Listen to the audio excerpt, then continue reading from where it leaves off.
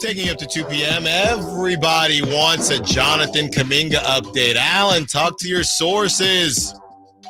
We need an update. We need an update. We need an update. Well, I can tell you this much. Anthony Slater, who is as close to the situation as you can get of The Athletic, been doing this for a very long time, been working with the Warriors for a very long time. He was on with the Drive Guys earlier this week, and he said the most likely scenario is Jonathan Kuminga returning to the Warriors on a compromised deal, 3 years, something like that, and getting traded in December for full value. Because right now, the Warriors can only take half back. So that's probably just what's going to happen. It is what it is. Now, as far as how we get there, this is from friend of the show, Brett Siegel, who was on earlier this week. He put out his Siegel scoops yesterday, and I'm planning on meeting up with Brett during Summer League, and that's where a lot of this stuff is going to happen. I'm not the only one that's going to be networking and schmoozing. Everyone is. This is what Brett had to say. There has not been any significant momentum from rival teams as it pertains to signing Kuminga to an offer sheet this offseason, league sources told Clutch Points. Although the Sacramento Kings are known to hold a strong interest in him, their sign and trade conversations with the Warriors never gained traction. If Kuminga were to be traded, Golden State would prefer not to send him to the Kings, sources said. Nobody's talking about that. Nobody's talking about that. They don't want him to go to the Kings. Right? Now, would they rather keep him than send him to the Kings? That's what we're going to find out.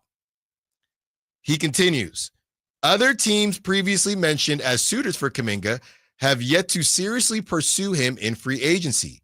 The Kings ended Dennis Schroeder and are hard capped at the first apron.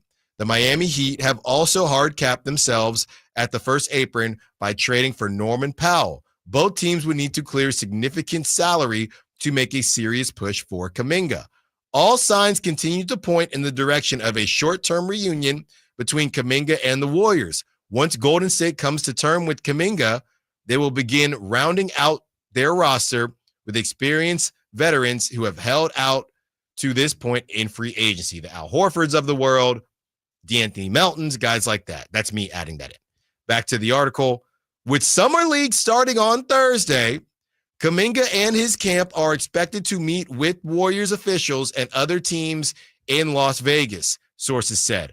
A resolution to its free agency is expected to come to light after these conversations are held.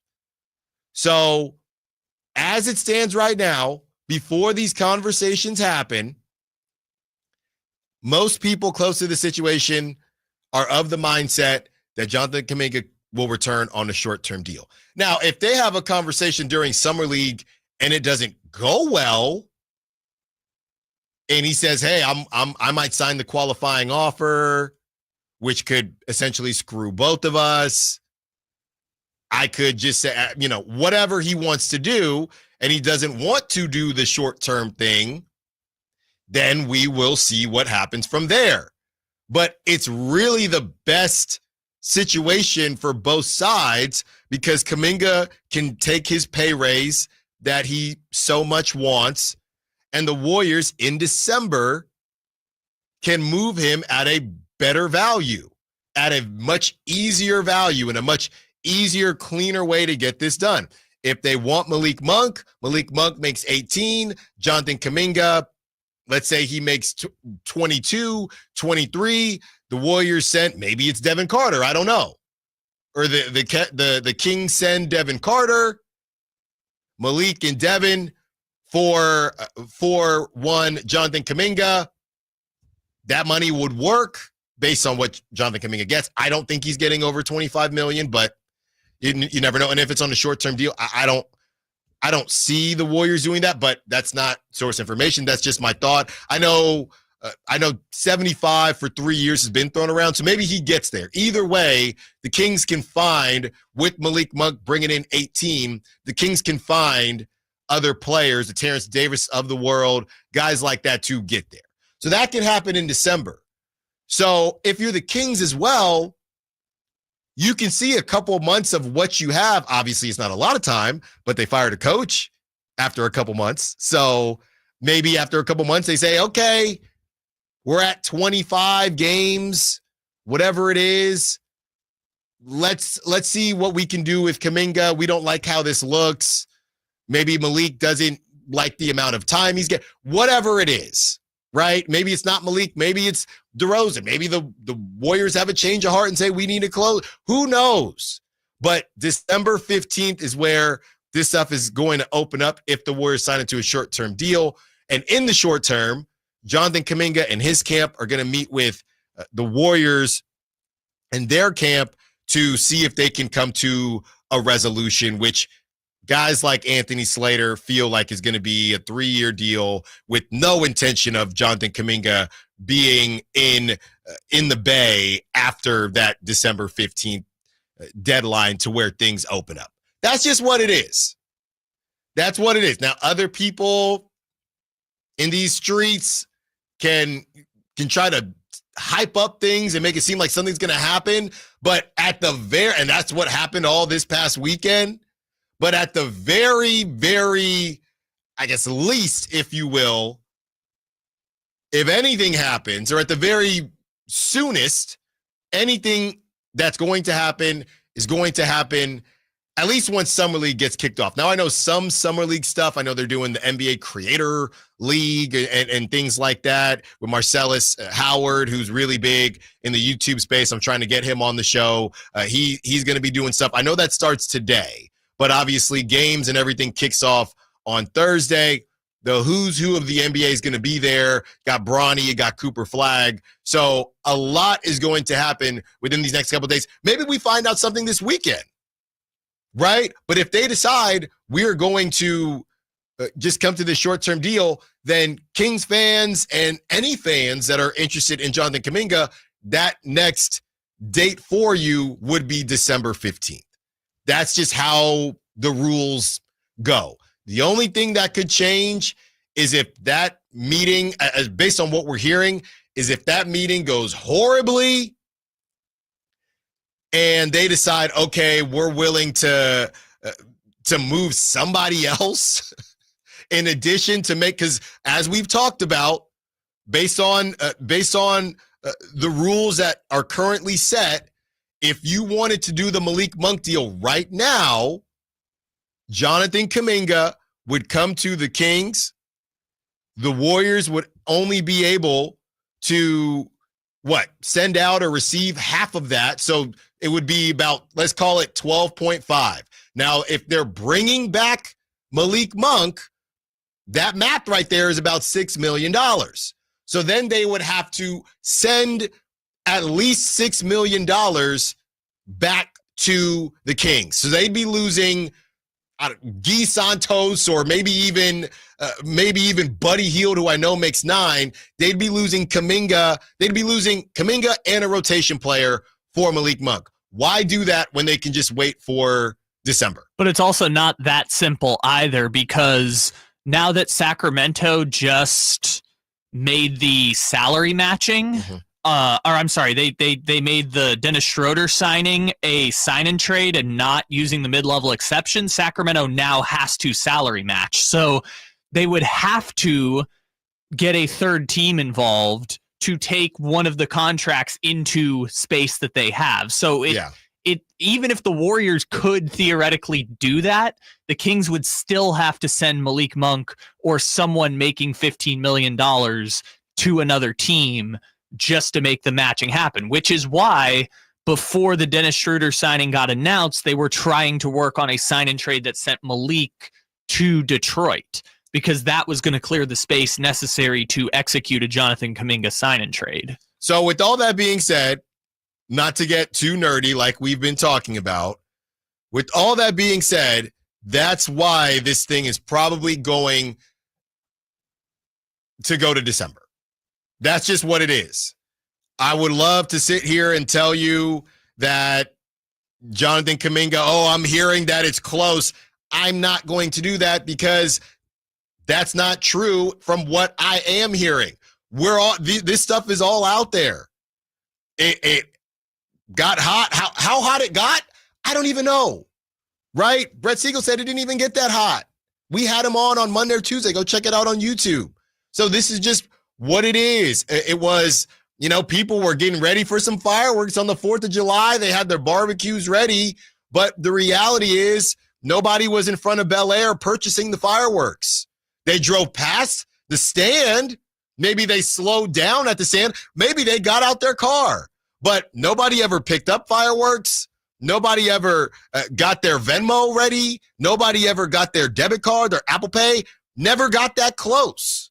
Because I think they all were under the understanding that we should just talk to Jonathan Kuminga during Summer League, have a conversation, probably get this short-term deal done, and then we can all say goodbye to each other in December. And based on a lot of the reporting, it seems like even those conversations that were had were basically, we want a young player and a first-round pick. Yeah. Keegan Murray and a first-round pick. King said, no, we will offer you Devin Carter, Dario Saric, and 2 second-round picks. And the Warriors told him to bleep off. The Warriors said no. Maybe they said, can we compromise with Malik Monk? The Warriors said no, and that's the end of the conversation. This is what I would do. Right? They have this conversation. Kuminga gets on this deal because I will say this. We're not hearing anybody else talk about Jonathan Kuminga. I saw the Bucks for 2 seconds, the Miami Heat. Now they have Norman Powell. I think that both sides need to just take a step back.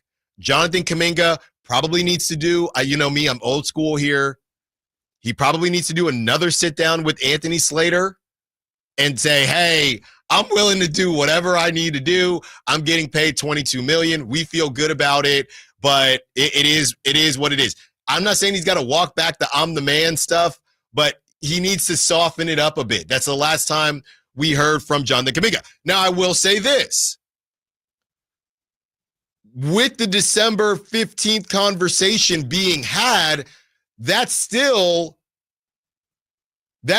affects what Jason Anderson says, or I would say kind of empowers what Jason Anderson of the Sacramento Bee said as far as, hey, Devin Carter, this could be a bit of a tryout for Devin Carter during Summer League as a tryout as a point guard on the Kings, a tryout as a talent, a future talent on other teams. Because just because it doesn't happen now, I feel like a parent here. Hey, just because we're not getting you the new AirPods now, buddy, doesn't mean that you're not going to get them. Your birthday's coming up. Christmas is coming up. I feel like I'm a parent right now. But hey, just because a Kuminga deal might not happen today doesn't mean it's not going to happen. Who knows what's going to happen when they talk at Summer League, but Devin Carter still doing his thing. It behooves him, obviously, because people are trying to see who he is as a talent and a playmaker on the Kings, as a talent and a playmaker for the Kings in a possible deal, because maybe then it is Devin Carter and Malik Monk in December. If the Warriors say, hey, yeah, we're not sitting here thinking, oh, we saw Devin Carter in Summer League and he's going to save our you know what, but we do think he's got some potential. We've been interested, or there's a level of interest in Malik Monk. So all that stuff that's being said with Jason Anderson and others, it does matter. It might just not matter today or tomorrow or any time before Summer League. It might not matter unless something dramatic changes in the Kuminga situation, which first from the Kuminga standpoint, right, how much money are you willing to risk if you're Jonathan Kuminga to potentially get out of San Francisco, right? Because if the offer we're talking about is $25 million a year, let's even say it's just like a 1-year deal and a 1-year option, right? So he can get out of it and go somewhere else if the Warriors decide not to trade him. You risk potentially tens of millions of dollars if that offer you think is going to be available next summer when teams have cap space isn't there.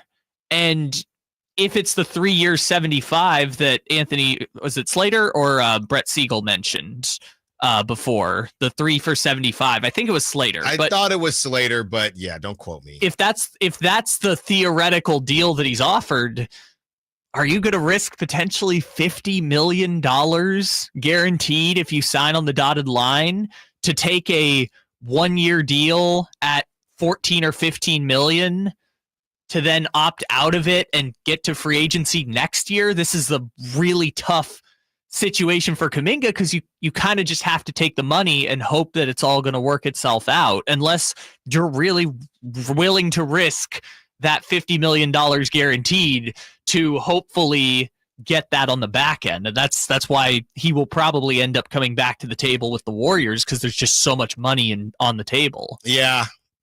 So I'm just confirming here. So by the way, just and Kyle is learning this on the air as well. So S. Barahani, who we talked about at 10:30, his schedule has opened up. So we're going to have him on at 12 to talk Malik Monk and what he thinks about his value and his fit on the Raptors and other teams. So just got that update and wanted to share all of that with you. So 12 o'clock of The Athletic, he hosts a podcast on The Athletic. Barahani will join us at 12 to talk some Malik Monk and Malik Monk's value. But yeah, and here's the thing, man. I get updates, right? And I get.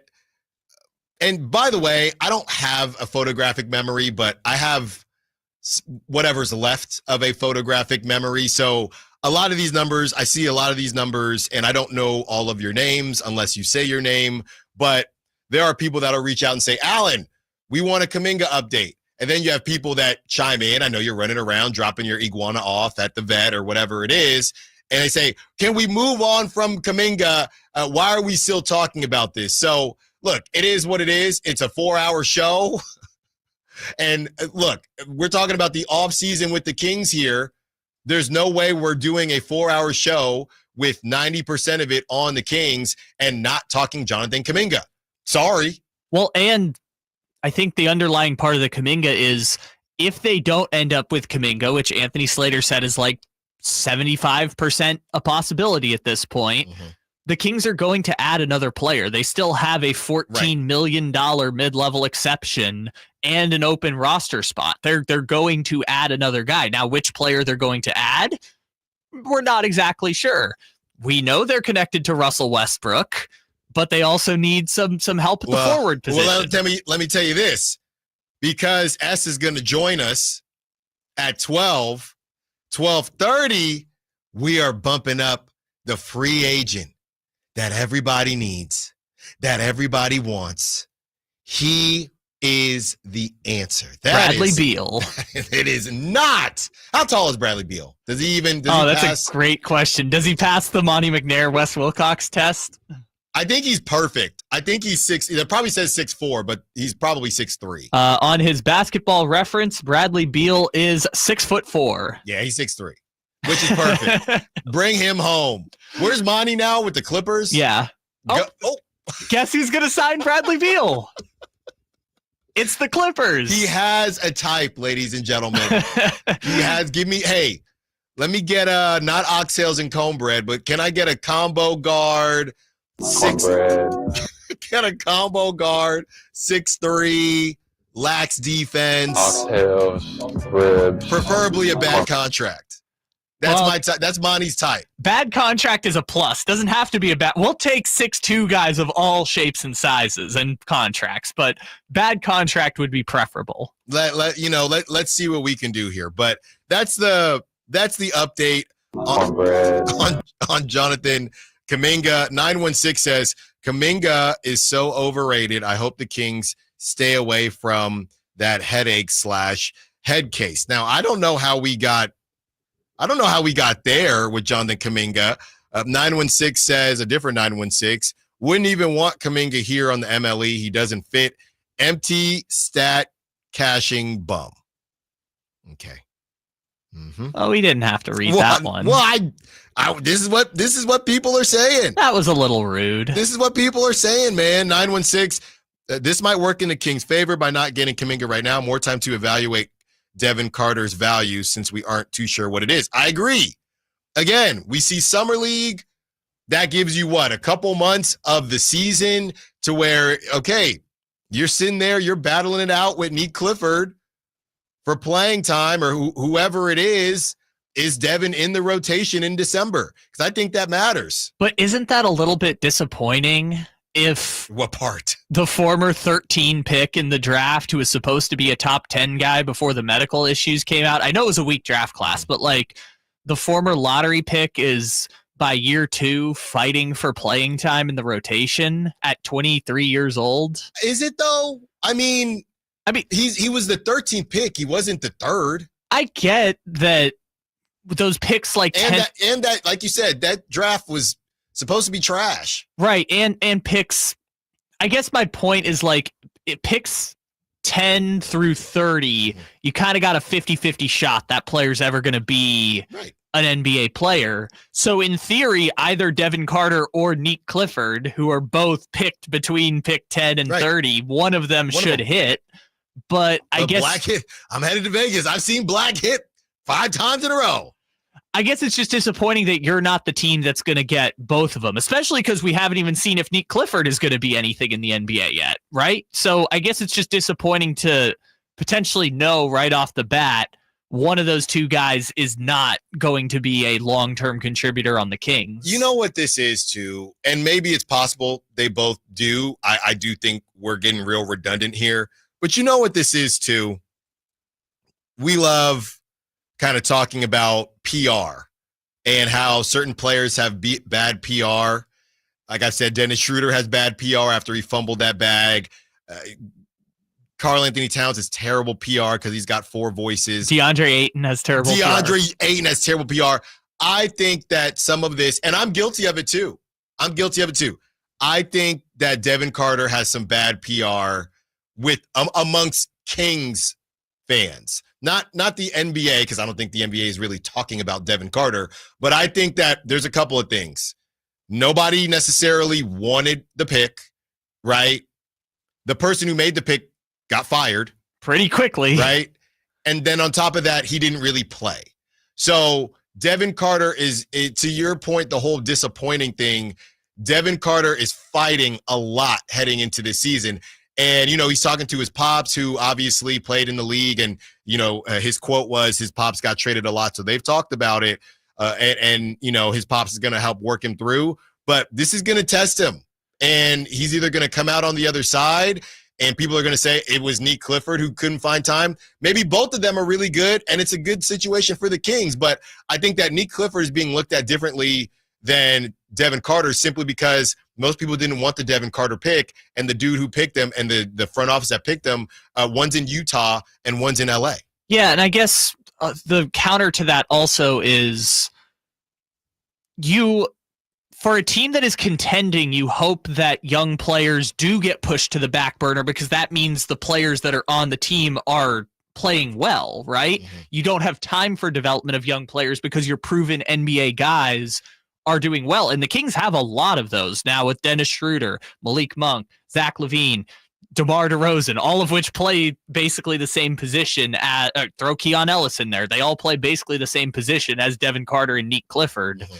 But I guess you look at the Kings roster and you don't think that's going anywhere except an 8 seed or a 9 seed potentially in the play-in at its best. And so it feels like you're both stunting their developments and not competing in a win-now situation. I guess it's just disappointing, the idea that only one of Devin Carter or Nick Clifford is going to be able to get the runway to potentially become an impact player. Yeah, there's much more disappointing things that happen in every draft. When we return, like I said, I guess the theme of today is patience, because I know we want the Kings to make moves now, but maybe, just maybe, they should wait unless they get my guy, my free agent of the day. Alan Stiles, Sactown Sports. Staples presents That Was Easy. So I was taking my side hustle